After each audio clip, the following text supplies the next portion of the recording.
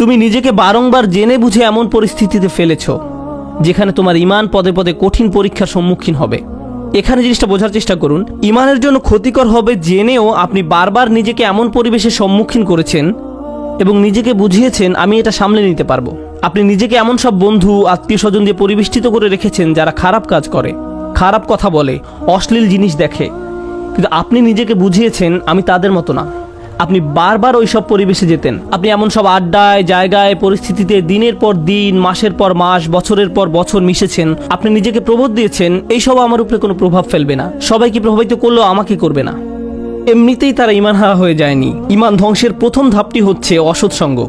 তারা নিজেদেরকে সন্দেহজনক পরিস্থিতিতে ফেলে রাখতো আর তারা ভাবতো এতে তাদের উপর কোনো প্রভাবই ফেলবে না। আমি একটি হালকা উদাহরণ দিব, আশা করি পয়েন্টটা আপনারা বুঝতে পারবেন। বাসায় যখন অনেক তেল মশলা দিয়ে রান্না করেন তখন সারা বাড়িতে সেই